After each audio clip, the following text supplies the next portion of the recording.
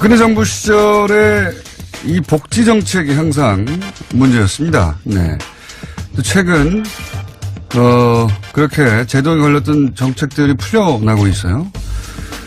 대표적인 당시 피해자, 예. 당시 피해자 이재명 성남시장이 수조에 모셨습니다. 안녕하십니까? 네, 네, 반갑습니다. 당시 복지 관련 뉴스 해가지고 이제 이재명 시장이 뭐 하려고 그러는데 못하게 하는 거. 네. 못하게 하면 막 들어눕고 그러셨죠. 네. 재벌 주전공이 원래, 뭐 그런 거 있는데. 네. 밥 안 먹고 막 들어눕고 막 해달라고 해. 단식, 네. 많이 했죠. 여러 가지 하셨어요. 광화문에서 들어누우신 거 기억하시는지 모르겠는데, 여러분들이. 며칠 들어누우셨죠? 열하루 들어누워 있었죠. 네. 네. 보통은 단식이라 표현하는데 전 들어누웠어요. 들어누운 게 낫네요. 네. 생떼를 쓰는 거죠, 막. 해달라고 막. 그렇죠. 뭐, 예를 들어 불합리하게 우리를 대우하니까, 네. 생떼라도 써야. 그쪽도 어차피 논리적으로, 예. 앞뒤가 딱딱 맞는 결정이 아니잖아요. 예. 그러니까 이쪽도 앞뒤가 딱딱 맞는 말만 해봐야 소용이 없거든요. 그러니까 저는 뭐 박근혜 정부의 그런 태도 충분히 이해하죠. 그들은 원래 국가의 이익이나 국민의 편익보다는 자기 세력, 개인적 이익 또는 감정이 우선하는 집단이었기 때문에 원래 그런 집단이니까 이해했죠. 그리고 이재명 시장님이 하는 게 만약에 인정이 되면 다른 지자체도 다 할 거 아닙니까? 그렇죠. 그리고 거기 이제 된다는 게 보여지잖아요. 자기들이 그동안 일부러 안 했다는 게 드러나는 거예요. 그러죠. 이게 저들이 제일 두려워하는 거는 똑같은 예산을 가지고도 전혀 다른 새로운 사업들을 할 수 있다는 게 증명되는 게 싫었던 거죠. 그때 들어누웠는데 뭐 크게 효과는 없었어요. 아니 정책 자체는 뭐 개선되지 않았는데 네. 효과 있었죠. 이재명이 누군지 알게 됐죠. 그렇죠. 네. 네. 저 들어놓은 사람 누구야? 그 정도 효과가 있었는데. 네네. 근데 이번에 이제 그렇게 안 되던 것이 이제 그 정권이 바뀌고 난 다음에 해결된 것 중에 하나가 지금 무상교복 사업이라는 게 있습니다. 네. 네. 저는 이쪽은 잘 모르겠는데 무상교복이라는 게 말 그대로 교복을 그냥 나눠주는 거예요?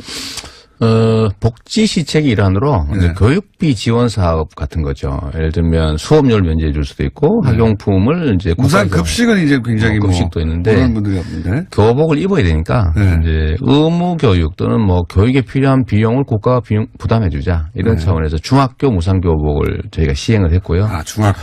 그다음 단계는 이제 고등학교를 확대하는 중인데 박근혜 정부는 중학생이고 고등학생이고 무조건 다 막았던 거고, 성남시의 자유한국당 측은 중학생 교복은 동의를 했는데, 고등학생 교복은 1년 내내 계속 막고 있는 상태죠. 근데 그 마지막 반대 이유가 정부에서 동의하지 않았다.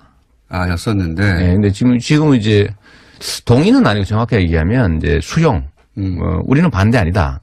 이건 지자체가 결정할 일이다. 그렇죠. 예. 네. 뭐 그렇게 된 건데 저희가 다시 임시에 소집해서 요구해 볼 생각인데요. 네.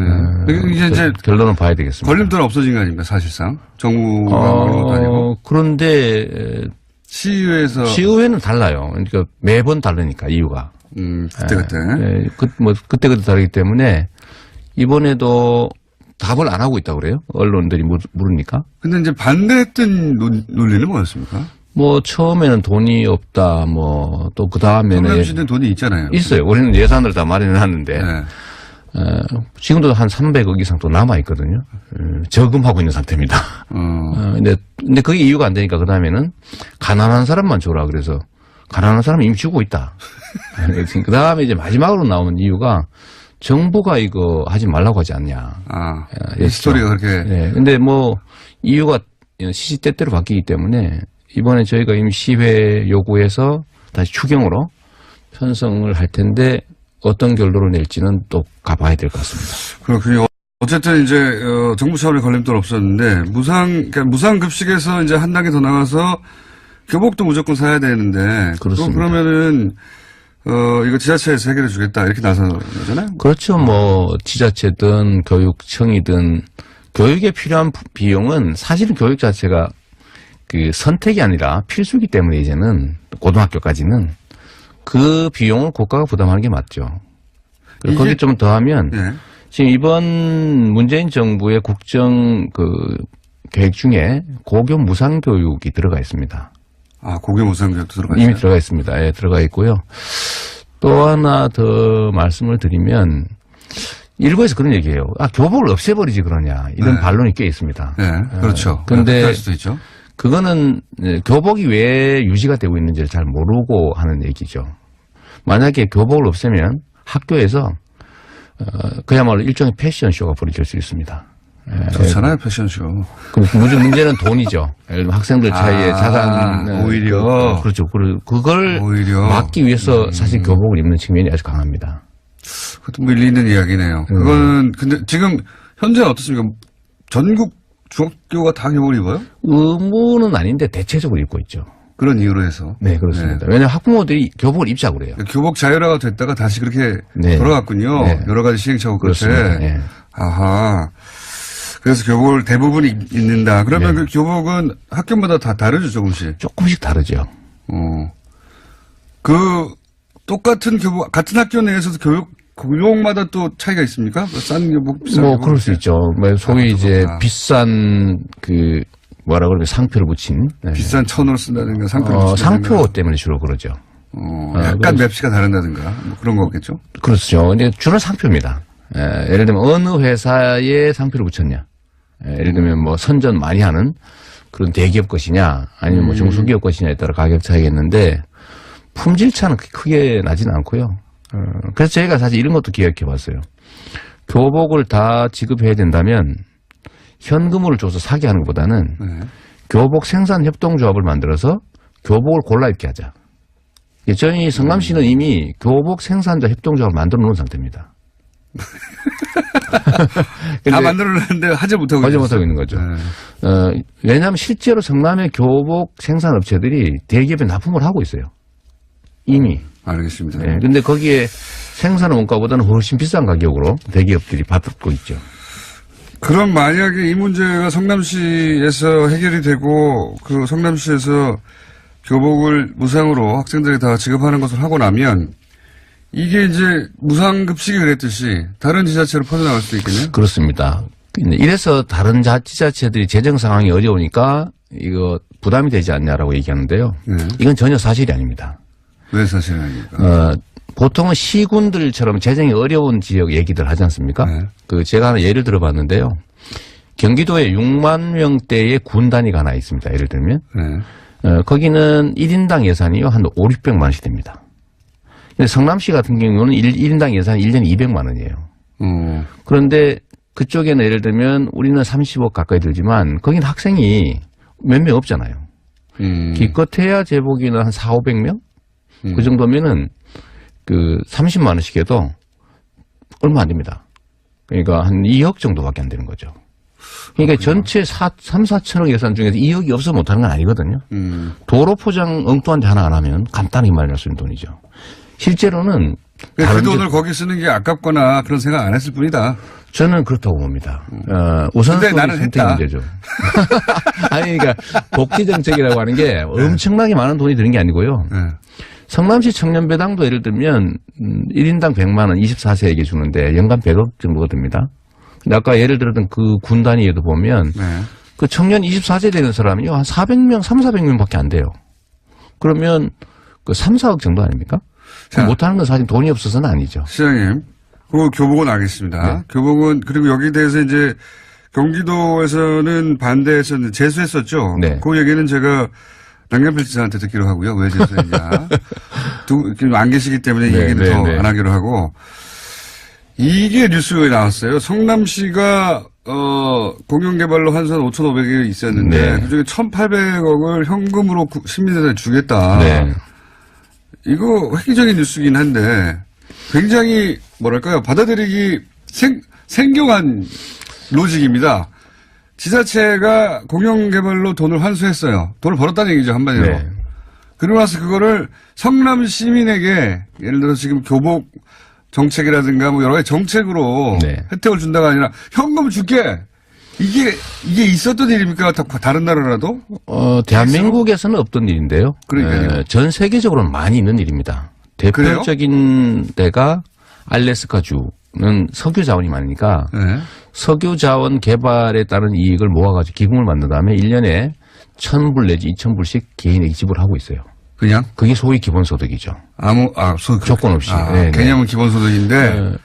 그러니까 그러니까 부동산의 가치가 올라가는 건 누구가 노력해서가 아니라 네. 그냥 시가 예를 들면 이 지역을 개발 지역을 지정하는 것 자체로 땅값이 몇 배씩 폭등한단 말이에요. 네. 그 개발 이익을 누가 갖느냐? 지금까지 다 업자가 가져갔죠. 예. 정치인들이 거기 끼고 부정부패가 됐는데 이 5,503억 원 정확하게 그때 당시에 새누리당 현직 국회의원, 그 현직 국회의원의 친동생 이런 사람들이 뇌물 받고 압력화하고 뭐 이렇게 해가지고 LH가 하고 있던 걸 뺏어서 민간이 하기로 했던 거예요. 그 제가 재수없게 당선되는 바람에 그들 입장에서는 이걸 제가 다 시로 환수했죠.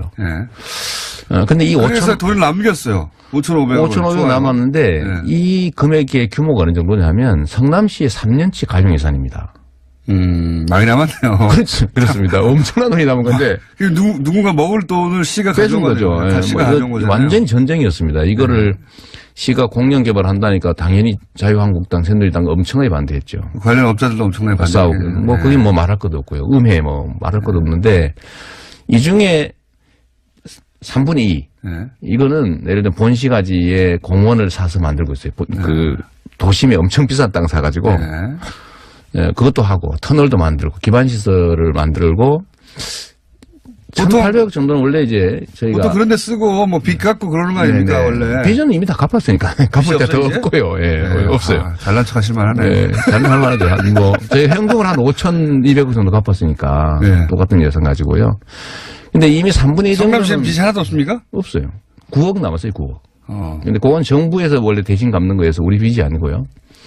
근데 5,500억 중에서 3분의 2는 이미 그런데 썼는데. 그래도 남았어요? 그리고 1,822억이 남았어요. 이거 어디다 쓸까 고민하다가 성남 시민한테 돌려주자 이렇게 생각하신 거예요? 처음에는 임대아파트 지으려고 생각해 봤죠.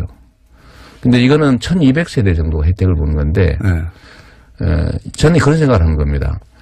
자날자떡이라고 이 정치 잘하면 자다가도 떡이 떨어질 수도 있고 잘못하면 날벼락 맞을 수도 있다. 이거를 우리가 사실은 좀 체감할 필요가 있거든요. 그러면 이거를 가구당입니까? 아니면은 1인당? 1인당 얼마? 기본소득 개념이니까요. 100만 명쯤 되니까 18만 원 정도고. 이거 성인에게만 줍니까? 아니. 미성인, 왜냐하면 이게 이념이 뭐냐면요. 시민들이 맡긴 주권을 행사해서 생긴 일종의 불로소득이기 때문에 성인만 가질 이유는 없죠. 왜냐면 성남의 주인은 성남 시민이니까. 그러면 예를 들어서 일주일 전에 이사 왔어요. 그러면. 그거는 제한을 좀 하려고. 그건 제한을 해가지고. 용역 중인데. 예를 들면 뭐 1년 이상 또 3년 이상 거주 이런 건 해야죠. 왜냐면 이거 보고 이사 오지는 않겠지만. 그럼 대략 얼마 정도 들어갑니까? 대개 한 20만 원 정도. 1인당? 가구당 한 뭐 60에서 한 70만 원 정도 되지 않을까 싶어요. 뭐 가구수에 따라가겠지만. 4인 가구면 80만 원, 5인 가구면 100만 원이네요? 근데 제가 이 얘기를 하고 싶은 거는. 이거. 처음 해보니까 여러 가지. 이상하죠. 왜 돈을 주고 그래, 이런. 근데 이거 당연한 거예요. 왜냐하면 세금이라고 하는 건 없애는 것이긴 한데, 이건 세금이 아니거든요. 세금이 아니고 시민들이 맡긴 권한을 행사해서 생긴 세금 외의 수익이란 말이에요. 그거를 예를 들면 장기 투자에 쓸 수도 있지만, 이건 일회성 수입이라서 일종의 정책을 만들기는 어려워요. 왜냐하면 다음에 이런 소득이 생긴다는 보장이 없으니까요. 그래서 이걸 저금해놓고 이자 따먹을 수는 없잖아요. 그럴 수도 있죠. 아니, 그 예산에 올리자 그러면 안 되는 거예요.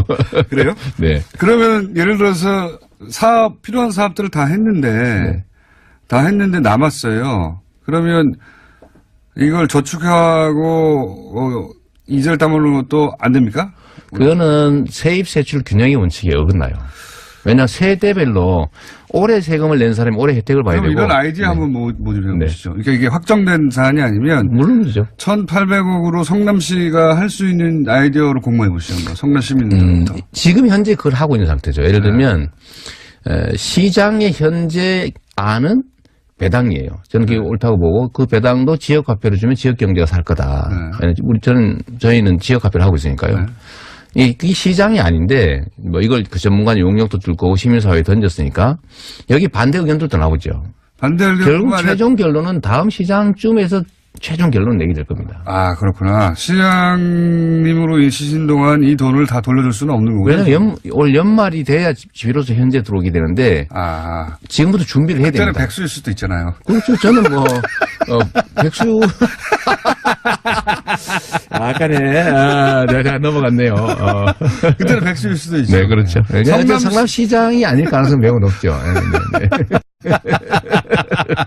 그래서 그 돈에 대해서 관여할 수가 없게 될 수가 있네요. 전혀. 그렇죠. 네, 그래도 예를 들면 제가 그냥 들어놓을 수는 있죠. 그거 내가 하라고 했는데 안 한다고. 시민의 한 사람으로서. 시민의 한 사람으로. 3년을 임기 남긴 상태인 시장이나 3개월을 남긴 사람이나 3일을 남긴 사람이나 시장인 건 똑같아요. 현재 해야 될 일은 해야 되는 거죠. 저는 이걸 제가 강제할 수는 없어요. 의회도 동의해야 되고 시민들도 공감해야 되고 그래서 의견들이 좋은 게 많으면 바꿀 수도 있는 거죠. 이거는 제가 보기에는 이렇게 되든 안 되든 이런 아이디어를 던졌자는 자체가 제가 보기에는 거의 들어눕는 수준의 발상의 전환이라고 봅니다. 예. 대한민국의 가장 심각한 문제는 엄청난 불평등과 격차고요. 이 불평등과 격차 중에서 가장 심각한 원인은 지대입니다. 소위 불로소득이죠. 부동산 불로소득을 환수해야 됩니다. 자, 시장님 시간 다 됐어요, 이제. 벌써요? 제가 아침 5시 반에 일어나가지고 왔는데 벌써 이렇게 끝냈어요. 이재명 시장이었습니다. 근데 이번에 이제 그렇게 안 되던 것이 이제 그 정권이 바뀌고 난 다음에 해결된 것 중에 하나가 지금 무상교복 사업이라는 게 있습니다. 네. 저는 이쪽은 잘 모르겠는데 무상교복이라는 게 말 그대로 교복을 그냥 나눠주는 거예요? 복지 시책의 일환으로 이제 교육비 지원 사업 같은 거죠. 예를 들면 수업료를 면제해 줄 수도 있고 학용품을 이제 무상 급식은 이제 굉장히 급식도 있는데 그런 분들이 없는데 교복을 입어야 되니까 이제 의무 교육 또는 뭐 교육에 필요한 비용을 국가가 부담해 주자 이런 차원에서 중학교 무상 교복을 저희가 시행을 했고요. 아, 중학교. 그다음 단계는 이제 고등학교를 확대하는 중인데 박근혜 정부는 중학생이고 고등학생이고 무조건 다 막았던 거고 성남시의 자유한국당 측은 중학생 교복은 동의를 했는데 고등학생 교복은 1년 내내 계속 막고 있는 상태죠. 근데 그 마지막 반대 이유가 정부에서 동의하지 않았다. 아, 였었는데. 네, 근데 지금은 이제 동의가 생태라도 써야. 그쪽도 어차피 논리적으로 앞뒤가 딱딱 맞는 결정이 아니잖아요. 그러니까 이쪽도 앞뒤가 딱딱 맞는 말만 해봐야 소용이 없거든요. 그러니까 저는 박근혜 정부의 그런 태도 충분히 이해하죠. 그들은 원래 국가의 이익이나 국민의 편익보다는 자기 세력, 개인적 이익 또는 감정이 우선하는 집단이었기 때문에 원래 그런 집단이니까 이해했죠. 그리고 이재명 시장님이 하는 게 만약에 인정이 되면 다른 지자체도 다 할 거 아닙니까? 그렇죠. 그리고 이제 된다는 게 보여지잖아요. 자기들이 그동안 일부러 안 했다는 게 드러나는 거예요. 그러죠. 이게 저들이 제일 두려워하는 거는 똑같은 예산을 가지고도 전혀 다른 새로운 사업들을 할 수 있다는 게 증명되는 게 싫었던 거죠. 그때 들어누웠는데 뭐 크게 효과는 없었어요. 아니 정책 자체는 뭐 개선되지 않았는데 효과 있었죠. 이재명이 누군지 알게 됐죠. 그렇죠. 저 들어놓은 사람 누구야? 이거 그 정도 효과 있어. 요구해서 다시 추경으로 편성을 할 텐데 어떤 결론을 낼지는 또 가봐야 될 것 같습니다. 그렇군요. 어쨌든 이제 정부 차원의 걸림돌 없었는데 무상 급식에서 이제 한 단계 더 나가서 교복도 무조건 사야 되는데 그렇습니다. 그러면은 이거 지자체에서 해결해 주겠다 이렇게 나서는 거잖아요. 그렇죠.